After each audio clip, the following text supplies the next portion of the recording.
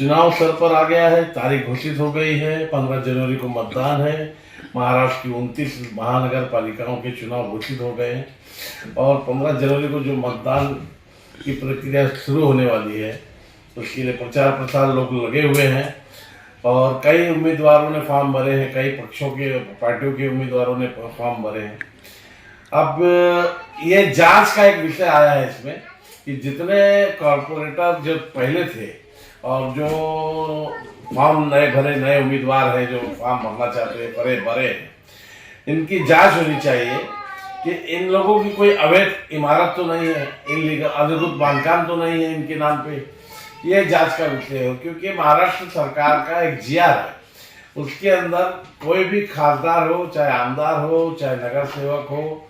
चाहे कोई भी हो जनप्रतिनिधि, और अगर उसके नाम पे या उसके परिवार के किसी सदस्य ने अनधिकृत इलीगल बांधकाम किया है और वो स्वयं उसमें रहता है तो वो अवैध है। जांच को इलेक्शन नहीं लड़ सकता है, चुनाव के अंदर वो भाग नहीं ले सकता है, उसका फॉर्म रद्द होना चाहिए। और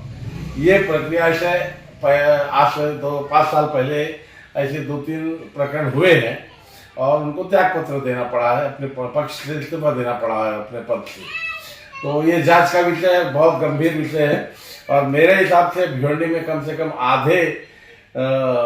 उम्मीदवार जितने नाम लोग भरे हैं, नामांकन भरने वालों में आधे उम्मीदवार इस तरह के हैं जिनके अवैध रूप से बांधकाम है, अवैध रूप से उनकी काम बिल्डिंग में रहते हैं, वे स्वयं बिल्डर हैं और उनका फॉर्म रद्द होना चाहिए। जांच का विषय है और इसके खिलाफ में मैं, मेरी संस्था और बहुत जल्द ही चुनाव आयोग को एक पत्र देने वाले हैं। मिश्रा जी, ये भी मुद्दा था कि सरकारी ठेकेदार नहीं होना चाहिए, तो इसमें इस पर आप क्या कहेंगे? कई नगर सेवक जो पूर्व नगर सेवक थे और अभी उम्मीदवारी कर रहे हैं, वो तो कई जगह पे रोड और गटर का काम कर रहे हैं। नहीं, ये भी अवैध है। अगर वो सरकारी ठेकेदार है तो वो चुनाव नहीं लड़, उसके पात्र हैं, चुनाव नहीं लड़ सकते हैं। इनकी खूबी ये रहती है कि अपने परिवार के किसी और के नाम पे ये टेंडर लेते हैं और उसके अंदर ये स्वयं खुद ठेकेदारी करते हैं और इसका भी विरोध होना चाहिए। ऐसे भी लोग अपात्र हैं, ये चुनाव नहीं लड़ सकते हैं। इनके सारे अवैध बांधकाम जिनके हैं, जिनकी मकान खुद के हैं, वो उनसे ब्लड खून का रिश्ता जिसके साथ में माता पिता, उनके बीवी, उनके बच्चे, उनके लोगों को चुनाव लड़ने का इसमें अधिकार नहीं है, ऐसा साफ साफ जीआर के अंदर उल्लेख है। कहीं ना कहीं मनपा अधिकारियों को और चुनाव अधिकारी जो बने हुए हैं भिवंडी के अंदर, सबको मालूम है कि ये बिल पास कराने आते हैं, सब कुछ ये करते हैं, टेंडर इन्हीं के लोग लेते हैं, तो मालूम होते हुए भी इस तरह का जो एनओसी लिया जाता है, ये इस पर क्या कहेंगे? मेरा तो सीधा सीधा आरोप है कि चुनाव जो प्रभाग अधिकारियों को चुनाव का जो उत्तरदायित्व दिया गया है वो नहीं देना चाहिए था, क्योंकि ये लोकल लोग हैं और यही लोग उन पूर्व नगर सेवक या जो नए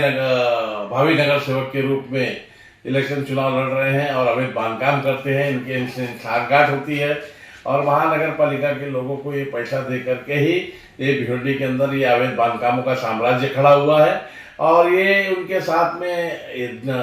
कोई इसमें दो राय नहीं कि वो उनके पक्ष में वहां बैठ करके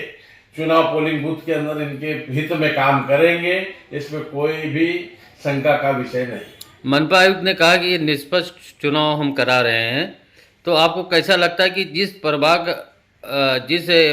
का अधिकारी उसी प्रभाग में चुनाव का अधिकारी बनाया गया है, क्या निष्पक्ष होगा चुनाव? बिल्कुल नहीं, बिल्कुल नहीं। पहली बात तो माननीय आयुक्त साहब जो हैं उनको तो अपने काम से और अपने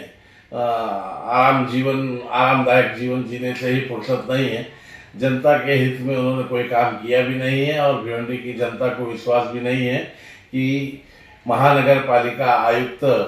जो अभी मौजूदा हैं उनके नेतृत्व में कोई निष्पक्ष चुनाव होगा।